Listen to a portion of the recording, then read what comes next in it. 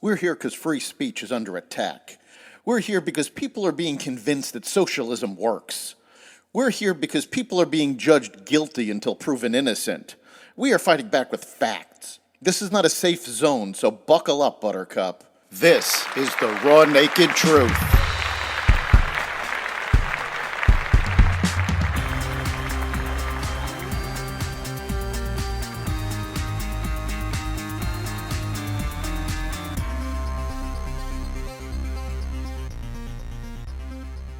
Calls intensify for Biden to end his re-election bid. A new discovery about immune disorders, unemployment rate rises, and more. Welcome to the Raw Naked Truth. I'm your host, Eric Lopkin, and here's the news you need to know.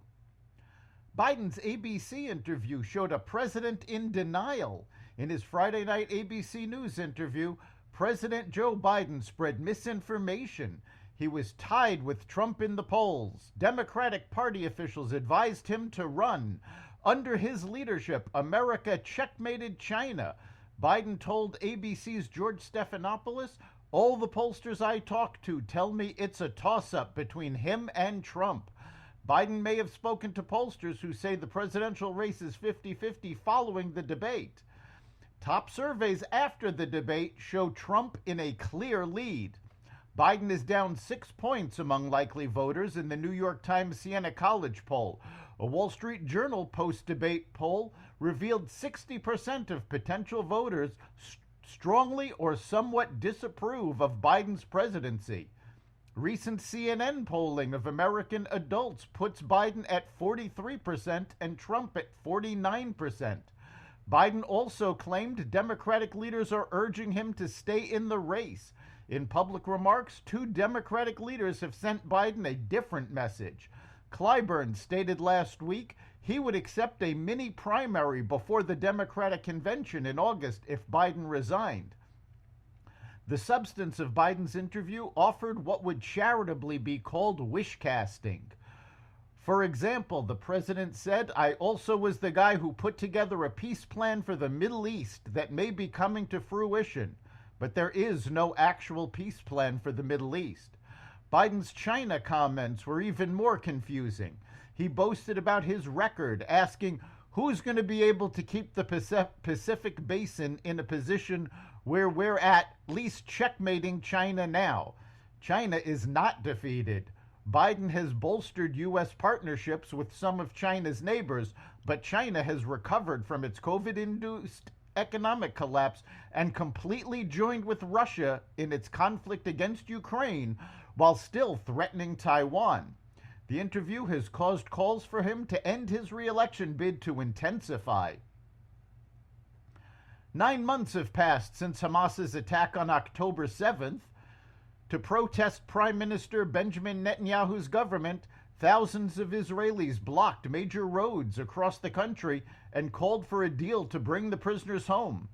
Today, talks to end the fighting are supposed to start up again, but Netanyahu made it clear that any deal he agrees to must allow Israel to start fighting again and reach its war goals, which Hamas has previously refused.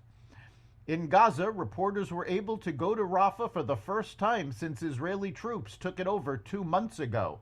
They talked about destruction and a ghost town covered in dust. While the jobless rate rose above 4% to 4.1%, hiring and pay increase halted last month in the U.S. After the May count was revised downwards, the Labor Department's most recent data drop revealed that the U.S. added 206,000 jobs in June, a couple more than predicted, but still less than the month before. For Fed watchers, that somewhat negative news is welcome since it strengthens the case for a fall interest rate cut. Temporarily suspending a prohibition on non-compete agreements from taking effect in September, a federal judge decided that the FTC overreached itself in April when it directed a stop to the restrictions impacting 30 million Americans. Businesses objected to the prohibition on non-compete agreements on the grounds that rivals may steal their staff members and they would lose priceless trade secrets, even though it was meant to let people migrate positions more quickly and increase earnings in the process. Following the announcement of the prohibition, a tax services company sued the government, leading to the court halt. Iran elected Masoud Pezeshkian as president, an unexpected triumph for reformists despite social unrest, economic hardship, and regional war. Local authorities reported the candidate received 16.3 million ballots, with 49.8% of the country turning out to vote. His right-wing opponent, former nuclear negotiator Saeed Jalili, won 13.5 million votes. Pezeshkian, age 69, defeated many conservative candidates despite being called a token reformist and a second-tier candidate with minimal name recognition. He was the most moderate contender and served as health minister under Iran's last reformist president, Mohammad Khatami, from 1997 to 2005. Khatami and other reformists endorsed him.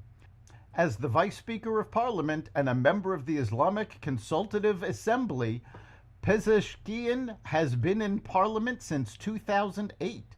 He wants to ease societal constraints like Iran's hijab legislation and enhance relations with the West. A group of researchers at the Riken Center for Integrative Medical Sciences at Kyoto University and IFOM ETS in Italy have found a few new types of helper T cells that are linked to immune disorders like asthma, rheumatoid arthritis, and multiple sclerosis. The findings, which were published on July 4th in Science, were made possible by a new tool they call REAP-TEC. It found genetic enhancers in rare T-cell subtypes that are linked to certain immune disorders. The new T-cell map is open to the public and should help scientists come up with new medicines to treat diseases that are caused by the immune system. That's the Raw Naked Truth. You can catch every episode of The Raw Naked Truth at xvadio.com, the Apple Podcasts app, Google Podcasts, Spotify, iHeartRadio, Audible, Amazon Music, and other platforms that respect freedom of speech. We'll see you next time.